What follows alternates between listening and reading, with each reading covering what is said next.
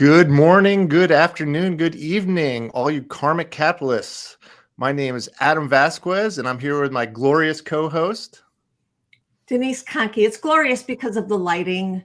We were just talking about that. I kind of glow like a light bulb. That's what glorious means. Go ahead, Adam. Sorry. No, it's awesome. And we have an amazing guest with us, Don Schmincke, if I said it right? Yep. And Don has a fabulous and totally interesting background. And I am going to tell you all about Don and let him, correct me where I go wrong. Yeah, Don is the most interesting man in the world. He is. Period. Definitely. Anything you see on TV in a commercial is wrong. Well, I could tell you, if you measure your life worth in experiences, Don is definitely one of the wealthiest people out there for sure. So, and I'm sure he does well financially as well. So we're trying to make Don blush. It's working. It's hard to do. Is it working? So before I jump in, there's Consciousness Incorporated. So this is a weekly podcast and YouTube show that we do just about incorporating consciousness and business together. And just for those who are joining us new, happy 2023. Gosh, it's crazy. It's 2023. Many people probably thought the world would be blown up by now, but here we are. So this is good. And what we like to do is just kind of have a flow in conversation. We have agenda. It's a loose agenda, but we're not so sure where it's going to go. We do believe in flow state and following the conversation and not interrupting that to our own agenda. So we want to keep that flow of the universe with all of you. And with that, we're super excited having Don, as Denise has said, most interesting person in the universe certainly we've met recently. And I'm gonna read your bio. So again, I mean I can paraphrase it, but I think it's done in pretty cool and it's an interesting way. So Don Schmincke, he's an explorer, a scientist, best-selling author, and an award-winning keynote speaker. He's trained more than 30,000 CEOs. And a New York press agency accused Don of being the most provocative speaker in the industry, which I love because that means you're pushing the boundaries of things, which we do here. What else would you expect from an MIT and Johns Hopkins researcher who was nearly arrested as a capitalist spy in the Soviet bloc? Oh, man. And was shot off an aircraft carrier. That has got to be an experience. Survived in the Kurdish capital as Tehran held hostages. Yeah. Became the first white person in an African Sangha. Did I say that right? Sangha village? Yep. Explored religious integration in Vietnamese mountain tribes. Developed missile guidance systems while his frat brothers took Vegas, later portrayed in the movie 21, that's a great, I've read the books and everything else, so maybe we can talk a little bit about that. That's fascinating. And was seen in the North Korean DMZ minefield with his kids. So he has you have a couple really renowned books, The Code of the Executive and then High Altitude Leadership. I have not read The Code of Executive yet. We were just talking about this before the show started. I know, Denise, you're pretty much through or have read High Altitude Leadership. I'm in the process of finishing that. And I can tell you they're amazing. And I will say this, for most of us that are, not climbing K2 or Mount Everest, it makes as leaders or just team members on what we're doing from a day-to-day look pretty calm and not life-threatening. I will say that. So just putting it had me at K2. Puts it all into perspective. Don, you do training for all these corporations all over the world. I mean, it's you've been ranked a top 10 speaker. I mean, we can go on and on. There's pages to your credibility. And today, though, we're going to be talking about dragon slaying, which is a great term. some of those who don't know, I'm a big Dungeons and Dragons fan, and I don't have enough time to play that, but I like fantasy and other things. So dragon slaying is right up my alley as far as a metaphor. But Don, what do you mean by dragon slaying? What is dragon slaying in your perspective? That came out of Mark Levy was my coach, and he's the guy that started got Simon Sinek launched into his Start With Why thing. So I thought, well, let's see what he can do. And as he went through a lot of our research and books and clients that we worked with, the companies, the CEOs that we've worked with, he says, Don, what you're doing is spending, you're teaching a lot about the samurai stuff and winning and how to win differently and how to lose powerfully. But there's an element I think is about dragons. So he started off on this dragons thing, and I'm having a hard time following, but eventually I caught up. And he said that a lot of the work you've done in samurai development, teaching CEOs and executives how to become samurai and achieve levels of bravery and honor that directly impacts sales growth and organizational performance, can be applied to ourselves individually as people, because dragon problems are those lingering chronic problems that cannot be solved in normal ways. And he said there are the dragons that stalk us constantly. And he said, but this work that you're doing can help slay those dragons by applying what you've learned from the samurai and the power of death, not to be morbid, but the freedom that death brings to detach, to break the chains, if you will, that the dragon's attached to. And so I looked at that, and we came up with the How to Slay Dragons course online.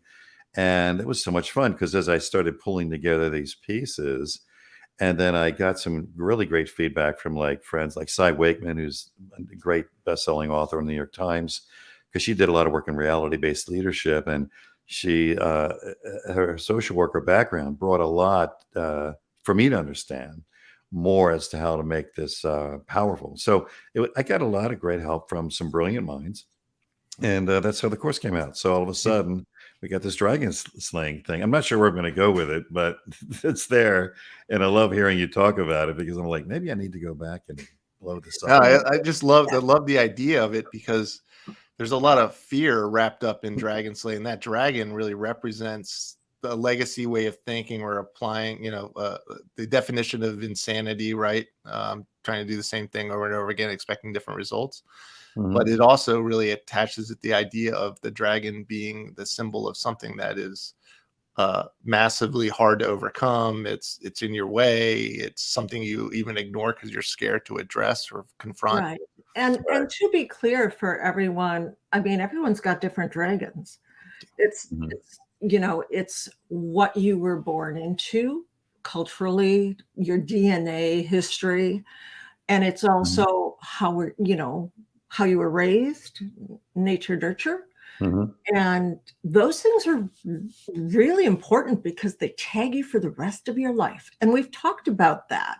Yeah. And we've talked about, it is nearly impossible to gain enlightenment unless you recognize yourself and know yourself and be completely honest with yourself, and then let some of those things go. Right.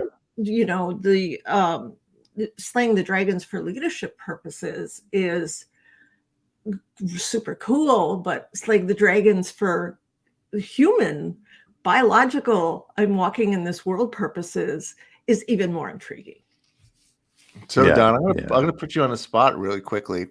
I'll share some of my dragons. Do you have a dragon that you slayed, or can you give us a dragon slaying example for you personally? She's like, what time is it? No, right.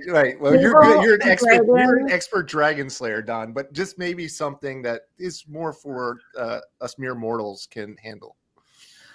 Oh, no, I think it's like, for me, it was about a failure and learning from the failure. So each failure was some dragon had to die, and either I thought I was right about something, or a concept, or I thought, oh wow, this is so cool. Like like maybe I had an attack of brilliance for a moment, and then I move it into action and it doesn't work, and it's like, wow, what just happened there? So I have to like give up on what level of arrogance or righteousness that I was holding on to. And then that frees me to look at the data, and when you're in research and science, that's what you have to do. Sometimes you have to give up on what you thought was right and see what's there. And sometimes nothing's really changing in the data, but it's your interpretation of the data that changes. Yeah, most people don't realize that science is an evolving thing and not necessary. I mean, even in our lifetimes, we have seen science recorrect untruths and, laws of science that were there, but we've proven wrong. So it's interesting. You've got a lot of the same things my dragons. Okay, I'm not talking about my dragons. Because it was, that thing. And it's like, I made a whole bunch of mistakes. Here are my mistakes. And I knew about them when I was making them, but I had to correct them internally. And the mistakes I was making, if people comment on your mistakes, you kind of got to let that go too. I'm sorry. Everybody has an opinion about somebody else's mistakes and shoulda, coulda. And while you're making the mistake, a lot of people are looking at it in real time going, you need to do this or that. The slaying needs to come from inside. Yeah. And I had people like I would do workshops with CEO groups, and I'd be, people would come to me later and say, wow, I was stuck in my marriage and it freed me once I got that had to die. And I'm thinking, I was there to teach leadership on business and how to transform culture and strategy, but it starts leaking out through our lives. And it's like, it's hard to separate. And so that happens a lot. And that's what really gave me the idea that, with Mark's help, to look at this thing, like maybe we need to look at dragons and see the power there. And individual dragons, but I would argue that society has its dragons as well. I heard an NPR thing like a while back, obviously, and it was right around Me Too.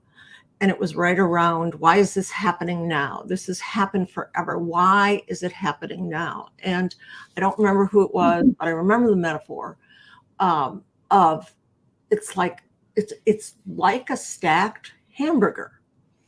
And it stacks up for so long, and this was during Trump time and misogyny, that when it pushes down on the weight of the world, it comes out the sides.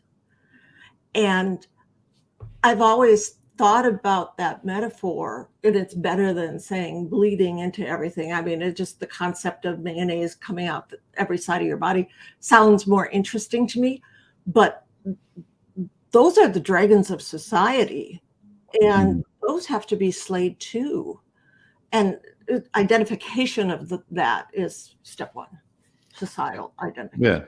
Yeah. And I think all great teachers do this. I think it's the transformation of their shifting of beliefs in the student, and leaders and shifting the beliefs of their society. And we see that in countries all the time. And that starts, right, Don, with your ability to shift your beliefs in yourself that were holding you back, right? Yeah. And and those are your own dragons. Like Denise was saying, you got to start with your own dragons, and then you can't expect others to do that. It's hard to help others when you're not helping yourself, so to speak. It's like giving yourself oxygen before you give others oxygen. Yeah. It's correction and influence by being dishonest is what it is. I mean, if you start influencing other people around you, which you do, especially in leadership, you're being dishonest if it's dragon fueled. Yeah. Think about True. Yeah, very true. So Don, you've learned a lot about dragons and other people's dragons. I mean, what are some of you've studied amazing people in near-death leadership experiences, and climbing Mount Everest, K2, indigenous tribes. I mean, you have not. It's funny. There's a lot of people that or experts that get into, and researchers and writers and authors that get into looking at successes. You've looked a lot at failures, and you've Right. looked a lot at successes in very high stress, intense life or death sort of environments where there is no room when you make them, and we joke in our businesses, it's like, we're not saving lives here, at least, so we have room for error, more room for error. Bankruptcies and other things, or death of businesses or projects or things like that. Sure, those are risks, but it's not like falling off a cliff of a mountain and disappearing, or being frozen to death with being separated with your loved one that you wanted to go up as a couple, what have you. So, I would love to hear, and Denise would too, just some of those experiences or learnings when you're, what are the differences? I'm struggling in a way to ask this question, and maybe you can answer it without me asking it fully. But the idea of, what are some of those key differences that separate successful leaders in those high life or death situations, or just not even leaders, because I want to talk about what a leader is, but more in general, just people, souls, individuals. Like, what are some of those successes? Well, I think the and by the way, Chris has climbed his mountains. I wasn't with Chris. I was climbing with him in the Andes. That's where I met him. Yeah. And I think the element that I'm looking at for when I look at lead, we were doing this experiment. It was an experiment, really, where we're looking at, how do they respond in death zone environments? And death zones are great because it strips away. And I like doing these things. That's why I like going into lost civilizations. I like learning to see how people are organizing and people's beliefs around all that. So in death zones, you strip away a lot of stuff. You don't care about best-selling books. You don't care about motivational speakers. You just want to live. And so what's being triggered is more instinctive, more genetic. And so, working with Chris as he was doing K2, when we were on a radio phone via satellite, just doing this book live, it was interesting as he was observing what was going on in this death mountain that, I think leadership was occurring when you can bring humans together for a cause that's greater than themselves. And mountaineering allows you to do that. Now, are there selfish people? Sure, that's throughout the book. There are selfish people that put other people at risk or died. But the point was organizing around a greater challenge is what happens. So when I do my workshops, let's say I do about maybe 70 or 80 speeches a year, and a lot of them are in CEO workshops with CEO groups. And the interesting reaction I get when I tell them that there's a lot of myths we have to bust to get to real leadership. And one of those myths is that people are following you. And I had to expose that they're not following you. They're following something else. And when Apple started using some of our work with my colleague Cameron Logman, I began to see what was going on and that's where I got the trigger, because Steve Jobs dies, and then they write these books about Steve Jobs' leadership style. Yeah. There was a bit difficult, so to speak. Yeah, I mean, he was an asshole. He did this wrong. He didn't do that. And I'm thinking, wait a minute. How do you teach leadership today? I mean, do you have to start the course off saying everything I'm going to teach you is irrelevant because the guy that violated it created the most powerful company in the world? Right. I mean, that's an interesting opening.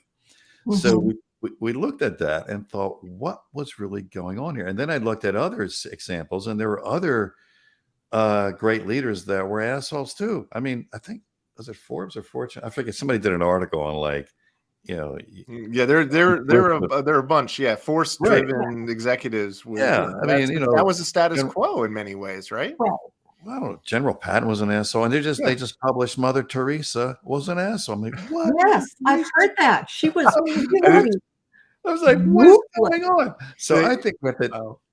what's that? What's that? I was Adam? going to say, wow. Yeah, Yeah. we're just talking over everyone because we're excited. No, I'm just, I mean, I love hitting it, especially as a scientist and researcher to look at like, this doesn't make any sense. This data contradicts what you've been teaching. And that what drove me further was to say, well, what were they actually following? And that's when I finally got it, that people aren't following you. They're following what we call the compelling saga that you represent, the winning saga, the story that you represent. That's why they're following these people. And it was, they were up to something and they were joining them for that something, not them personally. They could have been an asshole. Maybe, hopefully, they were nice guys, a lot of them, but it wasn't them, the person that they were following. And so we began teaching leaders that what is the story? What's the saga you represent? Because that is where leadership is born, not about you. You could be an idiot. Mm-hmm. Yeah, well, I mean, you can see it today with Elon Musk. Mhm. I mean, Elon Musk is extremely difficult to work with and work for. I've not done either, so I'm talking from other people's experiences or his own Twitter feed. But you can see what he's trying to do with Twitter about a platform for freedom, the town hall, and everything else. And you can see just most people didn't even want him as the CEO anymore. So it's interesting. And I totally agree with what you're saying, because it shows you that the team that's on Twitter is not interested in those items as much as they're interested in having a CEO that is nicer to them and lets them do things and that kind of thing. Right. So he's got a bigger transformation problem on his hands than he probably expected. Right. So, they can survive bankruptcy through that. I'm not sure, but depending on how many bots are on it, and I'm sure there's a lot of ugly things under rocks that he needs to uncover. But it is fascinating because Elon has built, Tesla's taking it on the chin right now. But a lot of people equate him to like the real world Tony Stark in a lot of ways, right? Yeah, right. So and it's interesting because I've used his examples in various sessions where I'm going to be teaching, and this one CEO got up in the audience, and he's like, "That's it. I'm not going to hire Sharon now," and because I'm going through this whole thing, I'm going through the failure rate of management theory. We go through all the documentation, all the scholarly articles. We look at what's missing. We uncover this belief-driven dimension where the story and the compelling saga exists. And he finally realized. I said, "Who's Sharon?" He says, "She's the best. She's the best design engineer I know." He's a manufacturing company, and of course, he needs this talent. And he says, "I was going to pay her twice as much than what she's currently making, and after you just told me, that would destroy her. So I'm not going to hire her because she works for Elon Musk." And he says, "Until I have a saga that's as powerful as him, she'll get paid twice as much. It'll be a dead job for her. She won't have passion. It'll destroy her. And I'm not going to do that. I first need to work on me and what I'm up to. And then I'll hire her if she wants to buy into my story too." That's fantastic. It really is, because now you're talking about like purpose, and Denise and I talk about what the Great Resignation really is. It's an opting out of these lame ass missions and visions of CEOs, and the fact that you just need a job and you'll be happy. You can compartmentalize your life. My day job, but that after that I work for the weekend, all of that stuff. There's really a generational, we're seeing this shift. People are just like, no, I don't want to do that. No, it's over. And it's amazing to watch CEOs holding on to the past, and they're like, but I have a vision, I have a mission, to make our customers successful. that isn't enough. Of course, that's like table stakes. You're not in business if you're not doing that, right? Right. Or like Pepsi's mission is to, and I know it's had multiple derivations of this, but it's basically beat Coke, you know. So when you think about that, it's such a business directed, yeah, we're going to beat Coke. I was like, and what is that to me? So the number one thing that I always tell people is when you're advertising or you're marketing or you're trying to connect with someone, it's like, first question is, what's in it for me? Because that's what is important to an individual. That's where they go first, in their head and in their heart and in their soul. And if what's in it for me is, you can follow my, we're in a saga together, then you've got the right person to hire. Right. As opposed to hiring off a resume. In our karmic capitalists believe that the old scarcity belief system of capitalism, which, people are opting out of, is, it worked, but was never optimal to begin with. Meaning that is much more of an abundance-based win-win collaboration. We're climbing the mountain together. We're gonna come down the mountain together after we reach the peak, and that's it's a huge shift in how that belief is. So when we all talk and why we exist, and our bigger purpose is really to shift the universe from a fear, shame-based thinking, or this planet, to more of an abundance-based belief system. And that abundance-based belief system, we believe, helps everybody, because everybody wins in that scenario. And scarcity is a disease in many ways.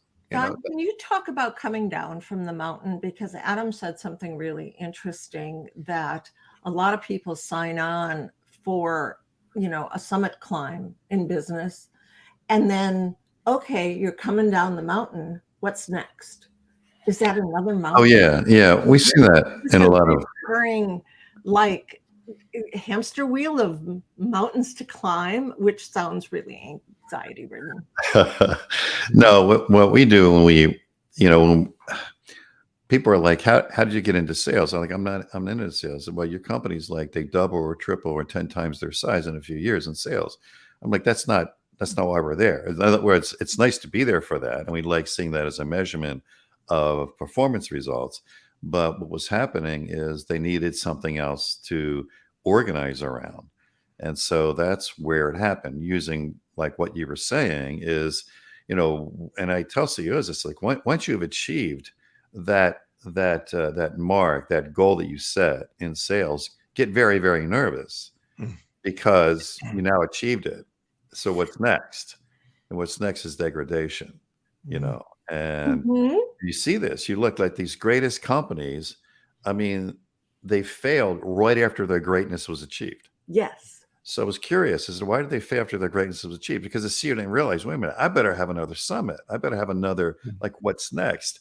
And so what we do is when we turn around companies or we take new ones and give them birth, it's really all about what's next thing.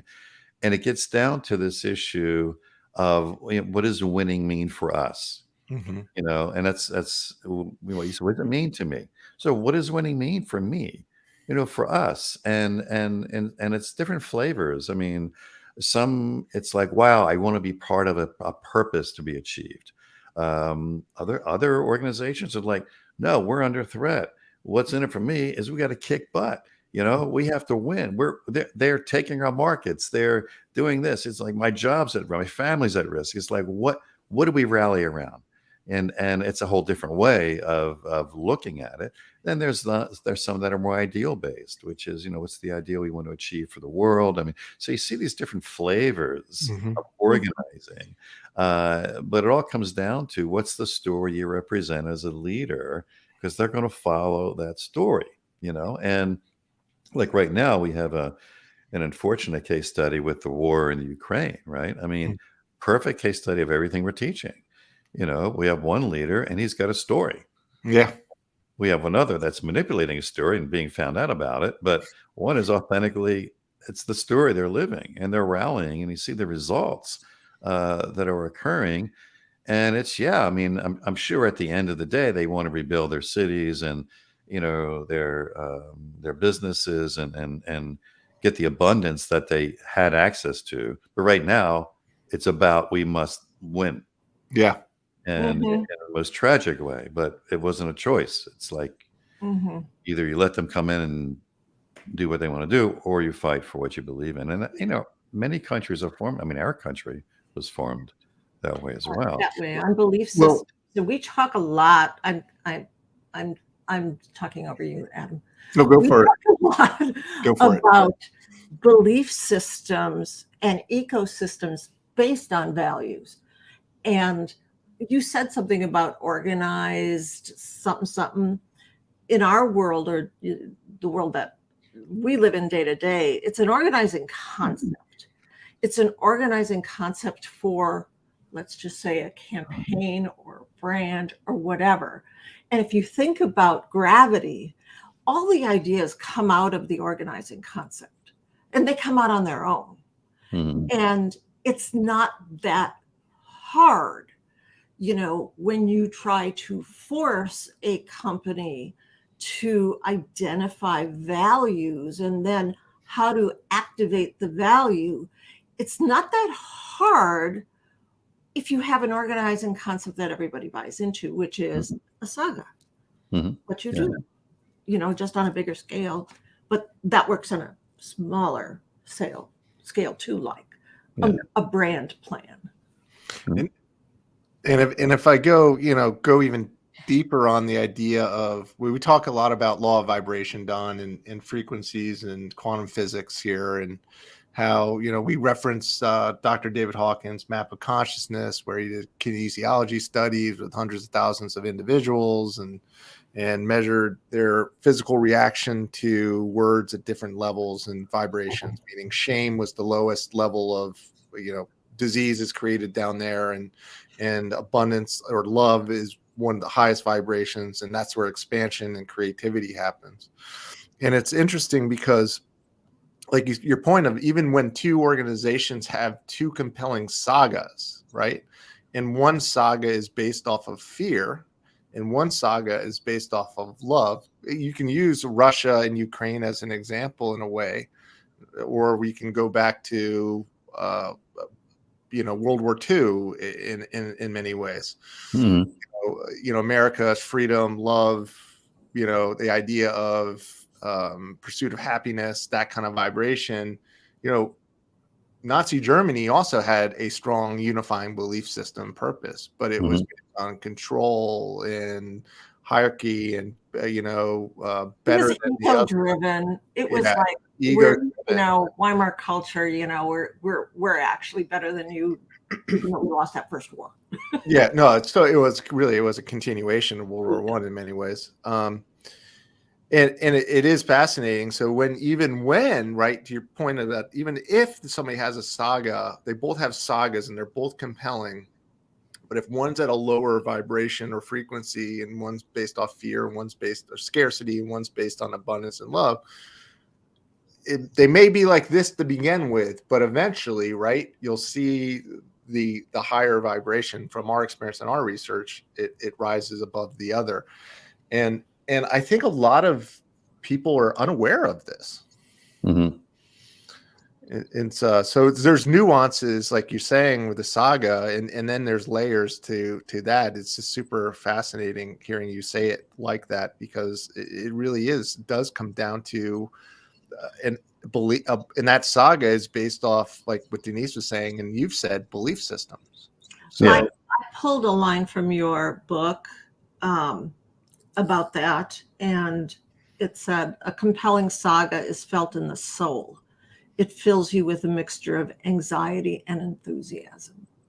Oh, I love that. And it's funny. So, Donna, you go back to slaying dragons, right? Would you say that then those dragons, in many ways, is that anxiety that's holding you from living your sort of purpose and dreams, and those, and even more, those dragons are reflected in belief systems, in those beliefs? I think that's where the attachment is. We are believing we're attached to something, and that becomes our chronic dragon problem that takes us down in our life. And Right. it can't be solved by normal means other than breaking the chain Mm. of Mhm. what we're attached to. And then, and in a sense, the dragon is an angel to teach us something. It is. It is Yeah. the best. It's the catalyst, right? Yeah. And Yeah. a lot of this has to do with psychologically, cognitive dissonance tears people apart. They fight like hell to believe what they were told when they were children, and to break that as a truth is really important for an ego to break. Yeah. That's it's got to happen on a cognitive, on a factoid truth. This is what I believe to be true, which is the first thing I heard, by the way. But then everything is measured against that, and that is a requirement, I would think, to get your sword so you can slay the dragon. So really what we're saying, I'm paraphrasing it, we're all going to, none of us are getting out of life alive, right? That's the point. That's a guarantee. But really on your journey, you have to experience a bunch of micro deaths in a way, you know? Yeah. And so that, and surrendering, we talk about surrendering and letting go to the experience itself. I'm curious about what I've experienced in my own personal life and sort of the high altitude leaders. They've taught me a lot about surrendering and letting go. What has your experience in letting go? There's and I'm not talking about letting go of, being prepared and preparation and all of that stuff, but letting go of when you're in it, like when you're summiting, and in your book, you talk about a Sherpa who I'll bring it up. I talked about it earlier, who had been, climbed, had 7 or 6 or 7 successful climbs on Mount Everest and K2, and fell off right when you're about ready to climb. He fell off of the side of the cliff, and then everybody's standing around and like, we don't even know where to go. The top person that was supposed to be successful just disappeared, like just died. Yeah. Like, what kind of chance do we have? So, right. So I remember, go ahead. I remember Chris, when he radioed me, because, we were on radio frequency a lot, because I was back here. He was in this death mountain, and it was amazing as he was discussing what just happened. And the freedom came from the acceptance of death. In other words, everybody froze. They're like, oh my God, which, they're ready. They like froze. They're going to like give up or something. And Chris realized, wait a minute, this is K2. It eats climbers for breakfast. This is the mountain you come to realizing there's a high probability of death, more than Everest, 10 times more than Everest. Wow. Once he accepted that death happens on this mountain, then he climbed up past the teams in front of him, and he picked up the rope where the Sherpa was, and he started laying it out and going forward. And everybody else saw that. They began to accept the death, and they began continuing on. So accepting death is an area of freedom. And I think this is what the samurai teach us. But it's been throughout history, it's where, death to self. I mean, how many times have we heard that? Death before a battle. How many times have we heard that? Die for the cause. This death has been with us through the ages, but we forgot to teach it in our MBA programs. So we're creating leaders who are not taught how to die properly. And we're wondering, well, why is management theory failure so high? And, if you go on the Google Scholar and type in management theory failure, you get like, what is it now? 4 million hits of scholarly articles, and no one's talking about it. I'm like, no, let's start talking about it. Right. Because I think you're right. I think we all want to aspire and vibrate at that love and that passion for something greater. I think the fear comes in, and as I'm talking, I think that a new term we can coin. What if we call it love interruption? Yeah. And maybe the love interruption is a temporary state because we have to do something to save ourselves. to release ourselves. And then we'll get back to that later on. So, for instance, after the Ukraine war, it could be a robust renaissance, let's say, in that region. But for now, they can't do the renaissance because they have to keep breathing. Yeah. Right.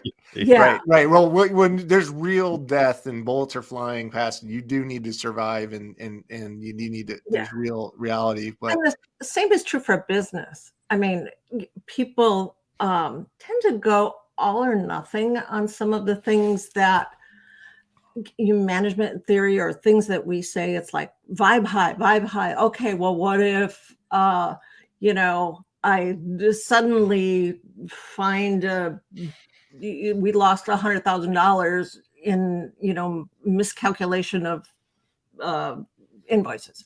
Well, that's a real threat, and you can't just go, oh, this is so nice, it's like a vibe high, love it. I mean, you can't do that. So the reality is that it is a combination of it's kind of a layered thing. You do have to survive. You do have to do things that it's not love or high vibration based. It really is a priority of the service to many or service to self. That's the priority. Is service to many comes first before service to self. And I'm also, it's a common phrase, but scared money don't make money. And you kind of have to, in order to move forward, you got to let go of the fear. Well, it's like even, you look at the map of consciousness, and Don, I'm not sure if you've seen it or not, so I'll just kind of for our listeners to kind of explain it.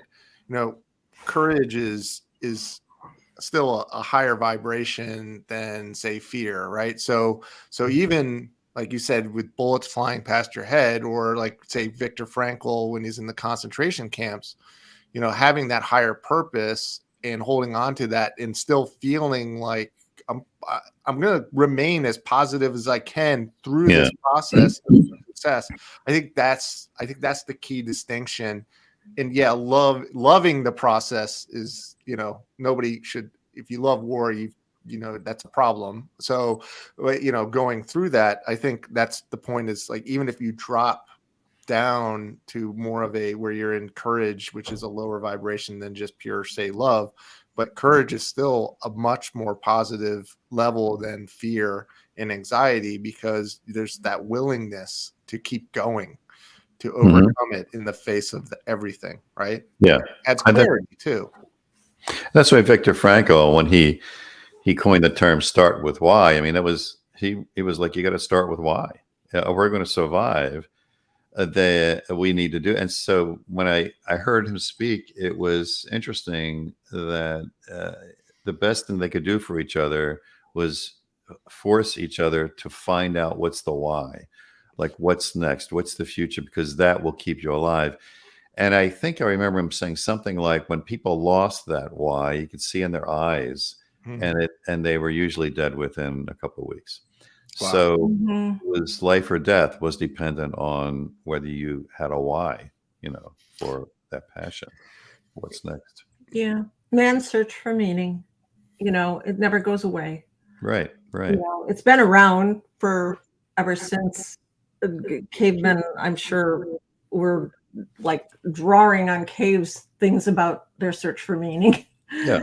And that's the ultimate journey that we are all on. And some people, it's not, you can get to your summit and then you go, well, there's another search that I have to do, because I see it now, because I'm on top of the mountain. And I think this saga, not having a compelling saga, the pain or risk that has for companies exists. So I'm looking at the biological impact, and like biological leadership, I think is fascinating. And that's why I love that. You talk about that a lot right now, because that was on my list. Oh, sure, yeah. When I was at MIT and I was I was automating the Harvard MIT biomedical laboratory, and I started looking at I was hooking myself up to these probes to understand how skin impedance measurements could happen. A lot of the electrodes we have today in hospitals, they just tap them on. But back in the day, we didn't have that. So we were studying how to measure biopotentials. But I also got into looking at, the human brain. I mean, this laboratory was fabulous, and we had access to all kind of resources. So I really got fascinated with humans and their development, but also how we're organizing. And that's what took me to Hopkins to really get into that. But when I looked at the failure rates of management theory, I really wanted to find out that there must be something that's baseline, that's successful in our DNA, in our biology, that we're ignoring. And I was on this quest to find that out. And that's what led to all the research and how beliefs drive our behavior as humans. And so the data was all around us. It was fascinating to me. And I've trained like 30,000 CEOs in this stuff, and they keep wanting me back. So I think it's triggering something in them as well, that all the stuff we're talking about is inherent in a human. And the leader, if they can figure out how to access it and how to lead from that place, allows more power. And on a balance sheet, when you're working with a company, really seeing that performance improve from measurement gives us now raw data to say it works now.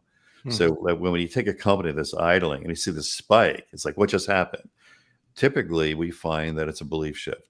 And so what we try to do is invoke that belief shift on purpose, which is a lot of what you guys are doing right now in the work that you have with, looking at branding and market presence.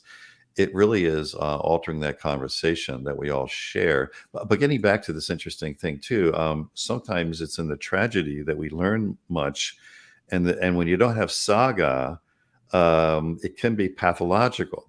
See, that's why I go against the consulting industry. They're saying, well, get rid of drama in the company. And I'm like, where's your medical research? And they all shut up.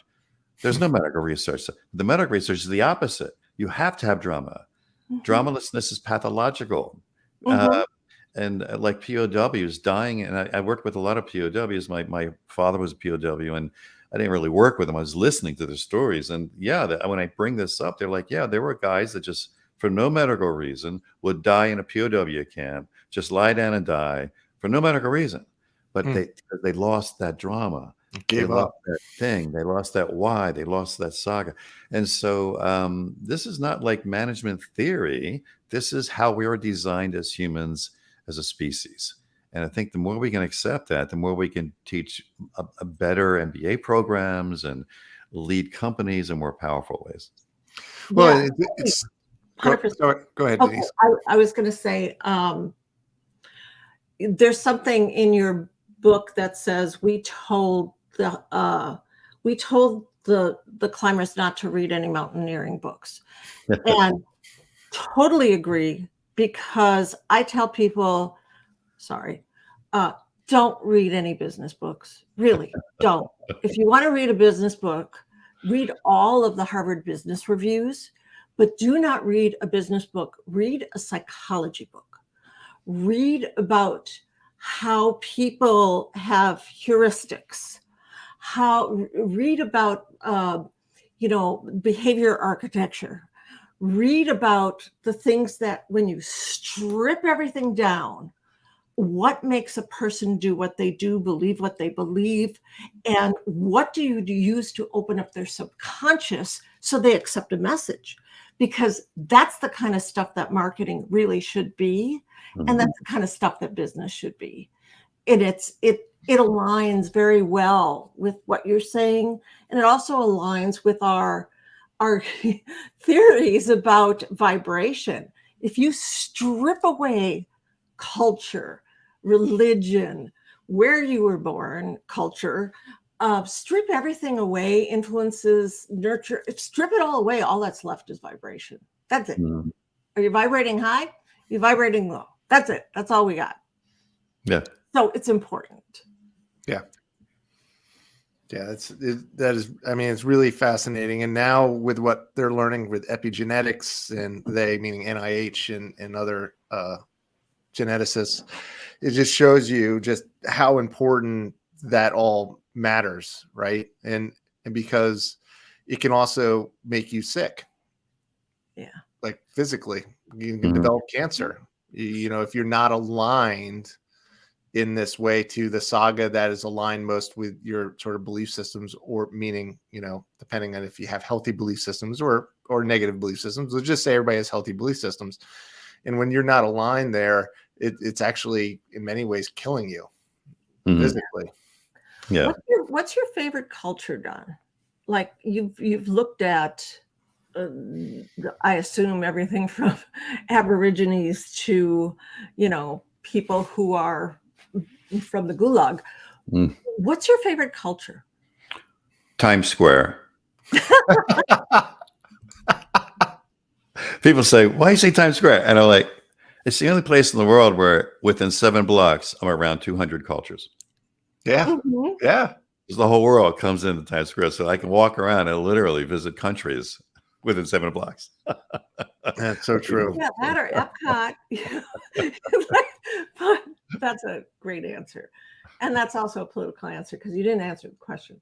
Like, what's your favorite like culture that you admire? Like they really are, and it has to do with they're achieving their success. And we can take the American culture out of the American experiment out of that equation. So outside the American mixing bowl, which is really just a culmination of everything.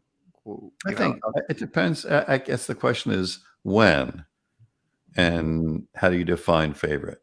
So for instance, every culture has its moment of greatness. I mean, there were times there where I would have said, oh, Rome, obviously.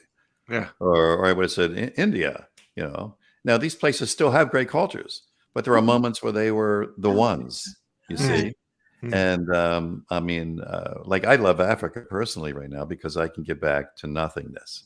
You know, being in safari and being out there where it's just you and nature. Going to Africa.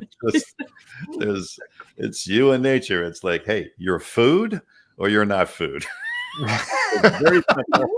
It's very simple, you know. And I think it's just there's a level of peace and a level of anxiety, and it's such a multifaceted country because when I'm in North Africa, it's different than South Africa. But but I learned something. But I think it's because it's, you know, where we all came from. So I like feeling those neurons fire off in my head that never fired off before when I hear a lion growl at me. It's like, whoa. And he's not in a cage. I'm in the cage. So Don, we talked about a lot of just what you've learned, and by the way, we can fill up multiple more podcasts and run out of time and many times, and we will absolutely love to have you back on. And we got plenty of time left, but I would love to talk to you about how you got here, like, and not like the physical journey, but the internal journey, because you're somebody that is living a life purpose based on slaying dragons, but that doesn't, I think we're all designed to do this, but not everybody chooses that path because it's scary. Did you have a catalyst moment? Like, talk us through like how you got here from a spiritual, metaphysical level, so to speak. I have ADHD. That helps a lot. In fact, there's interesting entrepreneur studies are showing that a lot of people do have that, especially some of the most famous entrepreneurs of our time. But I think it was maybe a combination of things. I mean, I was, you know, almost dropped out of high school until the police told me I had to stop. I had to start showing up for school, and I had to stop hooking school. And I ended up doing my whole senior year in just a couple months because I was panicked. At that point, I had something, you know, and so I think I was bored and I needed something that was more challenging. I don't think it was anything I learned. I think it was just a mix of, who knows, genetics, past lives, ADHD, all coming together in a perfect storm. But I think I had great teachers. I started off I was pumping gas at my uncle's gas station and in rock bands, you know, I thought that was cool. And then when you're 18, that's a big deal. But you know, I noticed people coming in with the fancy cars or had education. So I started at a community college and they didn't care whether I showed up or not. they were like, we have your money, you don't have to show up. And so I met some really great teachers that some were retired. One guy was an MIT retired physicist, and another person was from BU, but her husband was MIT. I didn't know what MIT was. I thought it was a trade school or something. What is this? A trade school? But they were like, something's going on with you. Now, I don't know what that was. I think people saw in me things I didn't see.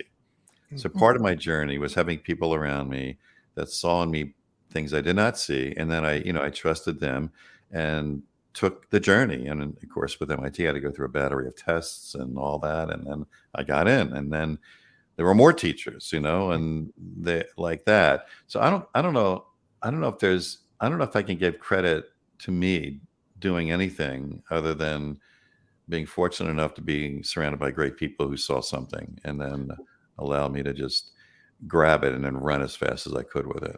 Well, I think the part of that is having the courage to follow the breadcrumbs. Yeah, right? That's courage. And Sure. it seems like that is very common for everyone. You ask some of the most successful people, and they're like, I'm lucky. I didn't have this plan. Yeah. I just fell into it. But no, but you had courage enough to follow the breadcrumbs and learn. And there's a lot of adaptation with yourself that probably went along for the ride, right? I mean, yeah, I think you're not the same 18-year-old that was skipping class. Right. I think all you can Or bring are to you? Or are you? Yeah. or the what? Or are you? Saying, skipping class and taking another one. I as you're talking, I'm reflecting and thinking maybe all I had was just the courage to venture into the unknown. I think that may be how I got here. I just had the courage to venture in the unknown, and I was lucky enough to have great people around me and teachers that could see something in me and challenge me in those ways. Was there a moment where it was looking back and saying, I was at a crossroads. There wasn't a bad decision either way, but I chose this way, and this is kind of started my realization of this is what I want to do, and then it became more self-directed versus saying following the breadcrumbs. Was there a point at that for you?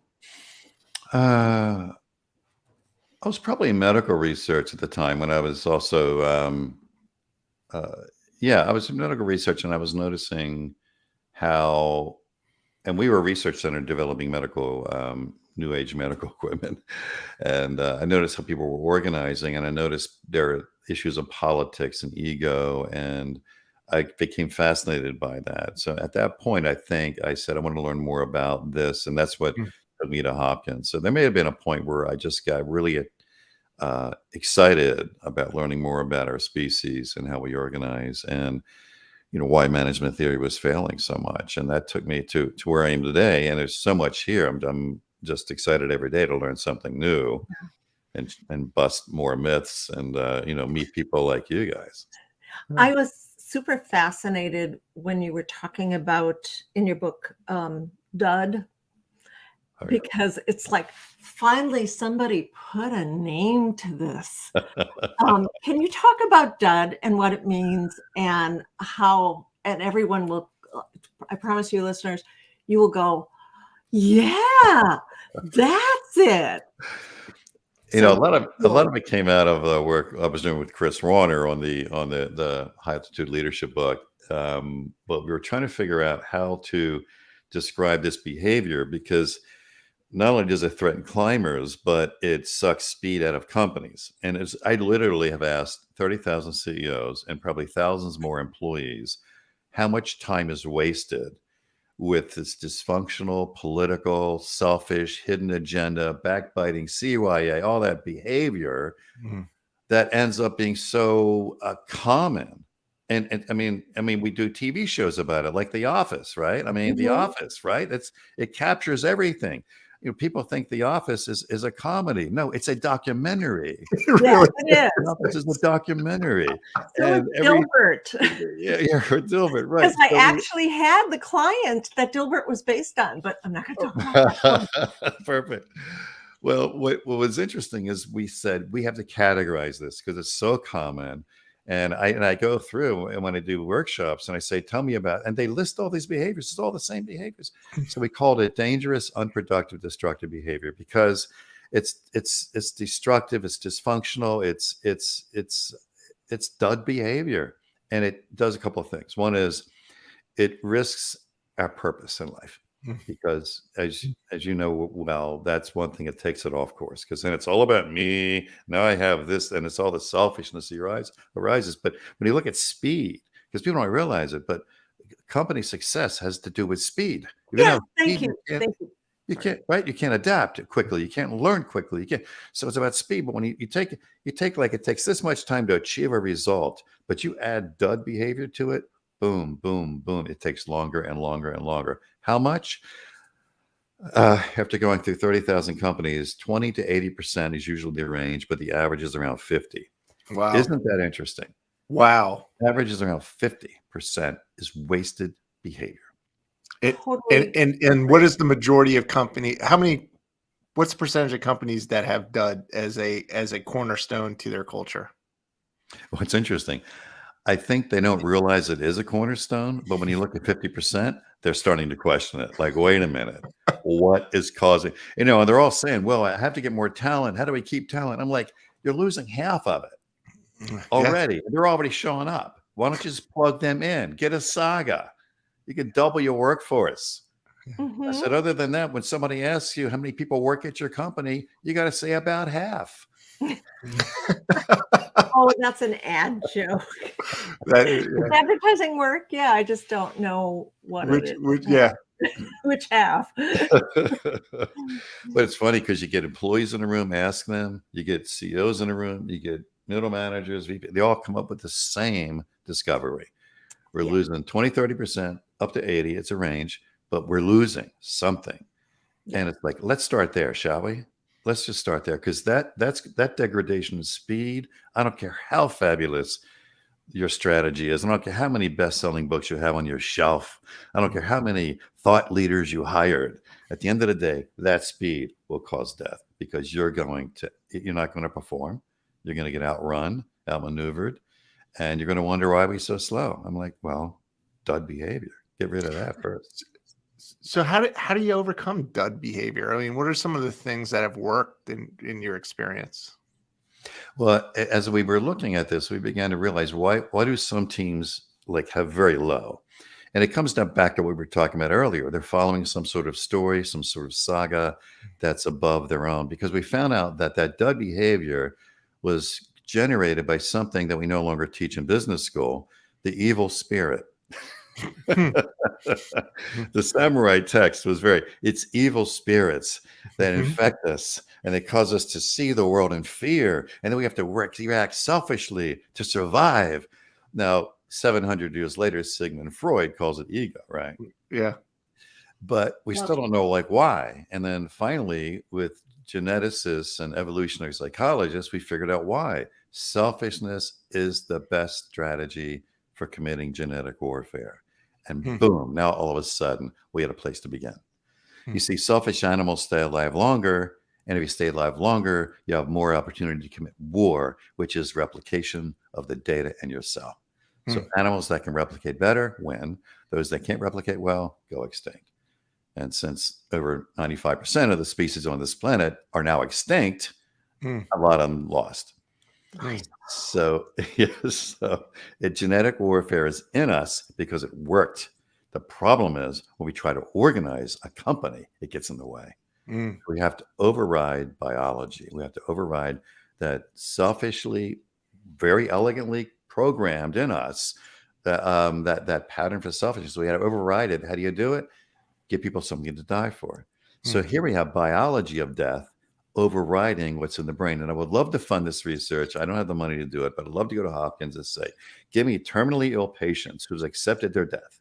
And then give me those who meditate around samurai death. Okay, remembering they must die someday. Are the neuropeptide patterns, does the brain configurations look the same? Because maybe what we're doing is we're tricking the brain. The fact that if I'm already dead, I no longer need my ego. Right. It is true. It is totally true. And I you know, in the 100%. yeah, it's fascinating. Ego, we talked about egoist versus egotist because those two things are very different. And the ego stuff that we're talking about is egotistical as opposed to, okay, egoist, I believe in myself. I feed my soul. I am fill in the blank, which is egoist, which is important, but egotist is the refraction that really screws everything up. Yeah. And so I think what we try to do with teams, but this has been going on for thousands of years, is Yes. we need to create bravery and honor. Mm. And we don't teach bravery and honor. But what if we did? What if we did?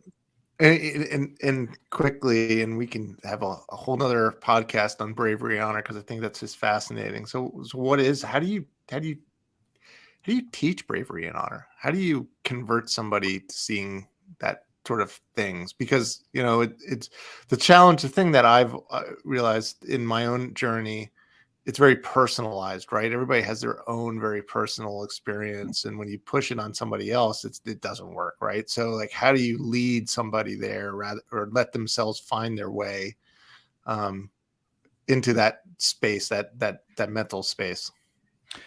We when we work with executive teams and middle management and employee groups and this area, it's a matter of if they can define what winning means, that gives a category of behaviors. Mm. Right. And we can look at the beliefs that drive those behaviors. But then we do a snapshot of where they are. And there's a gap. Here's where we are. Here's the dud behavior. And here's where we want to be as behavior and as a behavior that we can observe. What's the beliefs driving those things? So that is a one step to realize there's a gap between what we aspire to versus what we get sucked into. Mm. But then the dangerous question is, what has to die? Okay, what do we have to do to kill these old beliefs? And that's not something you can do like, oh, we're here, we're there. Let's just do an action plan to get from here to there. And there we are. No great meeting. We all go home. Nothing happens, right? So once we realized that how we're teaching that is wrong, we had to figure out, well, how do you kill beliefs, in a productive way? And this is where the bravery comes from, because those old beliefs don't want to die. They have all kind of excuses to stay alive. They're like safety blankets, right? Yeah, it's like, I can't expose myself. I'll be at risk. I'll be, so-and-so, and I got to get back at them because they did this to me. And then all this stuff is a great drama. That's another TV show for the episode for The Office or something. But, it doesn't get you here. And it's interesting. We took a concept that we thought was contradictory, and the samurai had it because it's a low vibration concept, but it could be a useful device. Mm. And it was the issue of shame. Mm. And they said that you could take a coward and train them to be brave if they're too ashamed to turn and run in front of their peers. Mm. Now that's an interesting concept. So a coward who's too ashamed to turn and run will go into battle with those who were born brave. And they said after a few battles, you can't tell the difference. It gives that person confidence, right? To the point of, because then they're too afraid to take the leap, and then once they realize after they've done it again and again and again, they're like, "Oh, yeah, I can do this." Problem with esteem, it's like, and it's all driven by the peer pressure of esteem, but it's super interesting. It was watching it happen when we started experimenting with this. How did you experiment? Well, I had to find some CEOs that were crazy enough to let me into the company. Unfortunately, I had a few, and they were great. And as we began doing this laboratory, the experiment, which we now use today as a formal procedure, is once we can map out that gap, is to design, and we have like a whole 20 or 30 things that we can use to do it. We customize it, but the point is to get the design going. So where they're willing to risk, it's like, look, don't go to the new Don't go to the new place. It looks great. It's ideal. It's your purpose in life. Don't go there because it's going to be too freaking painful. Mm. Mm. So we're not here to motivate you. Rah, rah. We have to get the posters up. We'll give the speech. We'll all get route. No, don't go. Pain of belief death is so extreme. Maybe it's comfortable to stay where you are. Mm. And that opens up a whole new conversation, doesn't it? It's like, oh, am I brave enough to endure that pain? Do I really want to go there? How much do I say I want to go there, but is it peer pressure? Because maybe I don't really. Like, I don't want to suffer that much. But if you can evoke the bravery to cross that chasm, then it comes alive. Because then it's like in the old, so-and-so criticized my department. I'm going to get back at them. I'm going to find out what they're doing wrong. As opposed to in the new world of, thank you for giving me that feedback. We're going to use it to get stronger. 2 different states, right? 2 different beliefs. But to kill that old belief, oh, geez, painful. Your reaction is going to be, that son of a bitch. And it's like, oh, wow. Yeah, you're staying in the same current state. If you're going to shift your state, you've got to shift everything and your reactions to things. And you're different. It's a different state of being. You got to call each other out. Hey, Joe, you're slipping back. You had a reaction in the old world. All right, you're not here. Oh, thank you. So we have a code of honor that they have to use. What's interesting is they don't really know how far they've come until they say things like, wow, that decision took us 10 minutes to make. That would have taken us 3 months. Yeah, to That's play speed. back to them. That's speed. Or a new person gets hired and they're in the room. They're like, I never heard anybody talk like this before. This guy's a great marketing plan. You shot it down. He opened up to like considering the possibilities of what you were saying. And he's like, and they're like, I've actually heard these life stories. I've heard these stories. I'm in the room. It's like, I've always wanted to work for a company like this. People could tell the truth. It's not personal. And we can be together moving forward.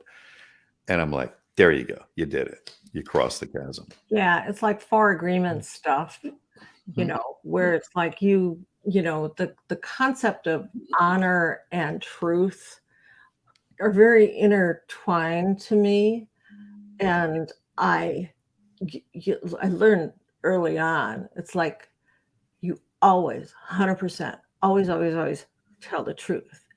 Now, where I live, which is Wisconsin, we're known for twisting things a little bit, just to put like a little, we're kind of those people who tell the truth. That's like the Midwest. That's the Midwest nice, Denise. Us East Coasters are like, what is that? Like, what'd you say? Midwest nice. Yeah. And I work hard not to mirror that. I work really hard not to do that because it's not all the way to radical candor, because I think that has some issues, but you are absolutely right on truth. And if everybody, we have a saying around here, make it better, just make it better. And what that is like you have, it's like, I am not the owner of this, and I am telling you that it can be improved. So if you have that way, make it better. And make it better is a foundation of the organization now. And I do think that you're 100% right on ego and its manifestation and how it interacts with truth. I mean, so Don, when I used to be a CMO for a few Fortune 100, 500 companies, and I can tell you, Don, most of my day was creating internal presentations to cover people's asses. Oh yeah, it got so exhausting. Like, I had better half of research is CYA. There's a whole industry that's done that. It's like, well, don't say it this way because you'll push a button on this person. Right. Oh, this didn't work but let's tweak the data so we don't look so bad. And public companies are full of that, right? And if every CEO watching this is probably saying, oh my God, that's happening in my company. And here's the opportunity is what if you got 50% of your workforce back online to where it only took you half the time to execute? Yeah. What if you could execute that much faster? All that stuff you were talking about is real, but what if it didn't happen? Everybody is focused on the result. Would you be more powerful in the market? And you know, it's like everybody's to blame. There's not a blame, but you're not playing a blame game. I mean, the individual, you know, if you're, you know, an entry-level person, but like the CEO, you know, the CEOs, or if you're a CEO and you're listening to this, if you've got your team giving you presentations, you're probably creating this culture, right? I mean, it's like, get to the point. Yeah. If you're spending more time trying to communicate some polished thing to me, like, I hate that. I don't even want people to give me presentations because I just know it's a waste of freaking time. So yeah. Like the old days, like, you know, kill PowerPoint because it's killing the organization, but and making people dumber in some ways too, because nobody's reading anymore and they're giving, you know, high level notes and stuff like that. But you know, there's a real value with a large organization putting in a presentation from communicating with multiple people and getting around the same page. I'm not taking that away. But what I find is the executive teams and a lot of these big companies, they spend most of their day managing communications with their peers and their rest of the executive team and the CEO or even the board to show them that they've got it all under control, rather than opening it up and saying, I don't have all the answers. This is where we are. You hired me because I'm really good at figuring out how to get through stuff, but you know, this is the best thing. Yeah. Give me some feedback, give me some ideas. But I've also found that when you ask other executives, when you call them out and saying, great, let's make it better, they don't know what to say. They're really good at passing judgment, but have no good feedback, right? Yeah. And that's one of the things, like I've got like these 5 modules on how to ship police, but the last one is what we learned from Black Hawk Down. And working with Matt Eversman, who was the lead character in the book. Read it. Know, it's just, if we can accept a belief, here's the belief shift. No plan's going to work. Yeah, right. Right, exactly. Yeah, so exactly. Just assume that it's not going to happen what we just decided. What does work is adapting, meeting, finding out where we're off course, who's off course, what help you need, and working together to course correct. And if we take all that wasted dud behavior time and get rid of it so we can now work faster, we can course correct much more quickly. And it's a whole different meeting. Yeah, I still do a lot of strategic planning, and I did organizational strategic planning and marketing-based strategic. I did a lot. The one thing that I write on a chalkboard, something old school, is you have to run. And it's a quote from Dune, frankly, and I'm paraphrasing it, but you have to run. You can't plan your way to success, even though what we do is look at a horizon and then backfill a path, and you have to run. Yeah. You know, there's value in setting a course, but you have to run. Right. And you can't run with all that dud behavior. You got to get rid of it so you have more speed. Anytime there's dud behavior, it should be a warning lights going off everywhere. And say, wait a minute, look at all this time we're wasting. Let's get rid of it so we get faster. And you can have a meeting where people can expose their problems and themselves. Yeah. Now, culturally, this is probably like there's some cultures that have done it well. I remember, where did I hear the story? And I'm going to paraphrase. So I'm going to screw it up a little bit. But the former CEO of maybe the current chairman of Toyota was running an American plant. And this story was published, I don't know whether it was one of the magazines. I thought it was really brilliant. He apparently, this new guy was hired, some VP, and they would have a meeting. And of course, the new guy would come in like all American management wants to do. You want to look good to the boss, look good to your peers. I did this right. I found this problem. I fixed it this way. I fixed that problem. Here's what I'm going to fix next. So now I look good. It's a news report on how great I am. That's what most American meetings are. Third meeting. third meeting, chairman of Toyota says, I forget the guy's name, something like, Mr. Davison, we know you're a good employee, or otherwise we would not have hired you. But please bring us your problems so we can work on them together. And what if every meeting started off like that? And that's, I think, brilliant. I'm writing it down and stealing it immediately. Good. Well, and I think what you're also saying, Don, is not that you're just handing off the problems. Hey, I can't figure this out. You help me. You are bringing other solutions and some ideas, but now it becomes a team effort, right? Versus you're the point on it, but you're bringing everyone in to bring in those ideas. It's like, you know, it's there's like a lot, and you know, just doing it in a place where everyone has a voice. And like red teaming, like the military, which is you know, the dark vision is just as important as the vision that I would like to achieve someday. Right. The dark vision is just as important. Yeah.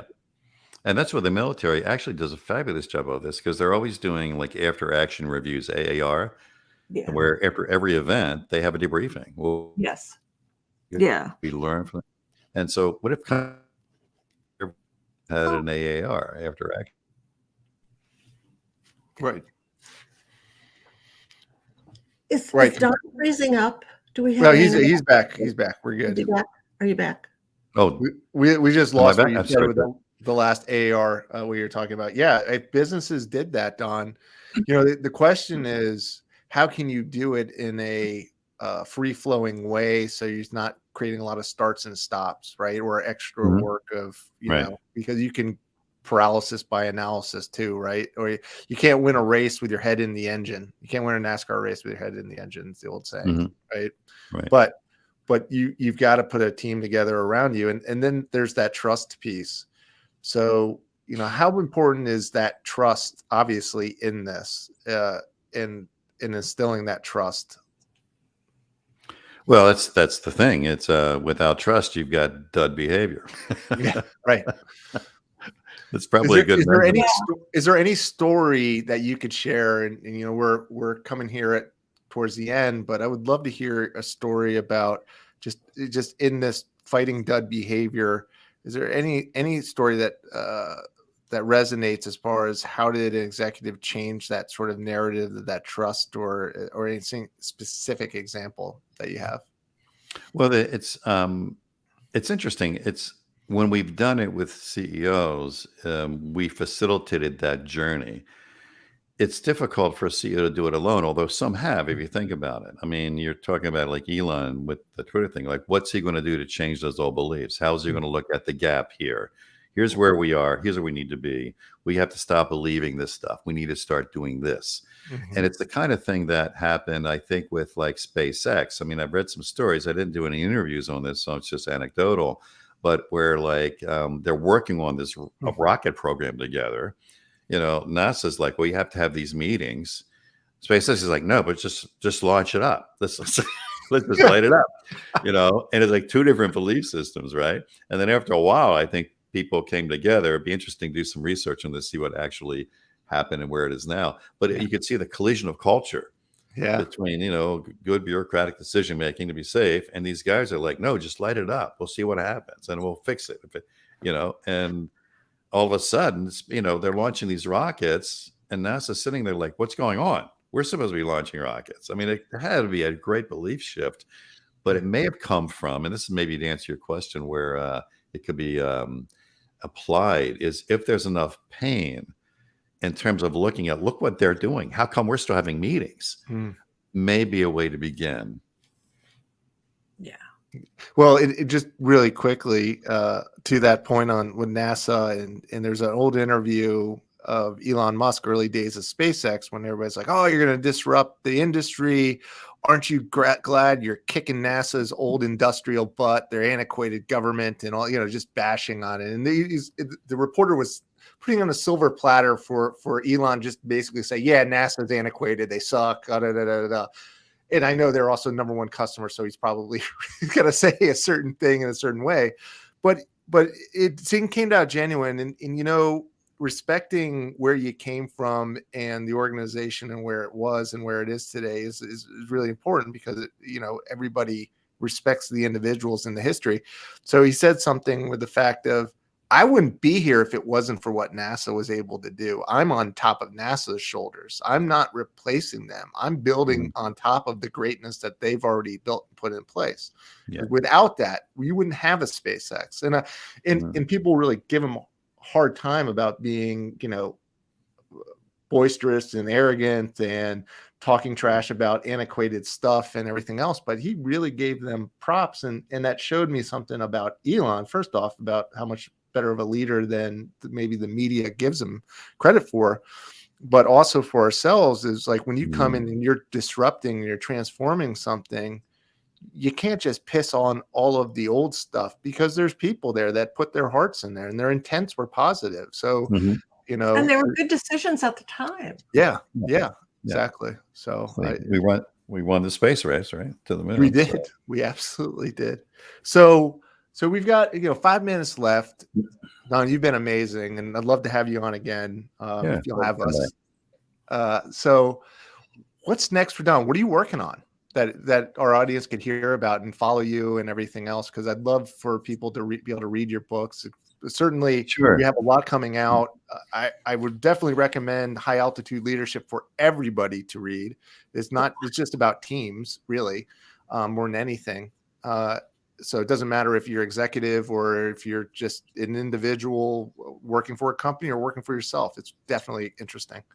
So what's next for Don? What are you working on? Well, the next thing is I've become fascinated with entrepreneurship.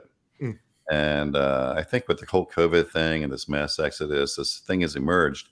And a lot of entrepreneurs are saying, tell us what you've learned from teaching 30,000 CEOs, because we need that. Why do we want to reinvent the wheel? So the next book is going to be on that. And it's going to be focused on more of around winning and losing. This is what Mark Levy helped me with, is that there's 50,000 books on how to win, winning, but there's no books on how to lose. But when I started researching entrepreneurs, the greatest entrepreneurs were at the end of a path of losses, and nobody was talking about the losses. They show up and like, well, they did this right, they did that right. No, I don't want to know about it. I want to know, how did they get there? So this book is going to be for entrepreneurs, and the working title is going to be something like, I don't know, the winning path and how to lose powerfully. Something like that. I'm meeting with my new publisher next week, so we'll get more into this as to what we'll call it. But stay tuned, because I think this winning and how to lose powerfully is going to provide, hopefully, entrepreneurs a new way to take a look at their losses. Because I know there's some woman or man at the kitchen table with their head in their hands, the deep sigh, something just screwed up. They're at the end of the rope. Everything went wrong. My house is mortgaged. How are they going to buy, pay for tuition or buy gifts for the kid? Who knows? And so that's the time. And then you've got all this, have your motivational quotes and put the posters up and positive thinking. I'm like, no, stay in that space, because that's the space you become an entrepreneur. Embrace the pain. What did you learn? Pick yourself up and get back again. It's like the samurai quote, 7 times down, 8 times up. Get up. And then you follow the path of entrepreneurship. And I think it's a great way to take a new shift on how to inspire entrepreneurs. Don't stop. Keep going. Because look what happened to these guys who are now on top of the world. They have a whole history of failures. There are no business cases for failure. All of the business cases, the marketing studies are all about wins. And everybody gets everybody wins. No, the case studies of loss are more important. Yeah, and they don't exist. Well, there's a lot of truth to this. Nobody really wins or loses. We just learn regardless. And you're going to learn a lot more losing than you will ever learn winning. And you grow way more through those experiences, right? It'd be there and losing can take multiple forms. It could be through a bad boss or a bad mentor. It could be bankrupting a company, right? Yeah. And it was one of the statements or quotes from your book, High Altitude Leadership, was, one entrepreneur you're saying that never gets in business with anybody who hasn't lived through a bankruptcy. Right. because they Yeah. know what it feels like. They've Exactly. been there. So Exactly. it's that was cool. I marked that one down. Yeah. And mistakes I made in my, where I had to die was I've hired half a dozen teams that came in and ruined my company because I trusted them, but I didn't test. Have you lost? How many companies have you started and sold? And if I'd asked those questions, I would have been able to delineate between somebody who's got a good self-esteem, but no ability to produce results. and probably very pure intentions too. Oh, yeah. It's not right. They're trying to do their best, and they believe they can, but they just haven't seen enough winters. Mm-hmm. Yes. That's a nice place to end, Adam. Yeah, and we are here. So, Don, thank you very much for joining us. It was a pleasure. I'm so grateful for you. Denise, grateful for you too. You're amazing co-host. And for all of our karmic capitalists listening, like Don, we're going to have a ton of great guests on the podcast coming this year and in the future. We're going to get into a lot of interesting and fascinating stuff. Denise and I talked about the next podcast potentially. We're not saying this is going to be the title next week, but we are talking about how you even have two-way conversations and co-create with consciousness in your business and other things. So it will be a very fascinating topic. And Donna, I hope you listen, and we'll be following you for sure. And look for more clips on this. And thanks everyone for joining us, and have a glorious week. And we'll see you next time. Thanks everyone. Thank you, Don. Thanks, Don. Thank you.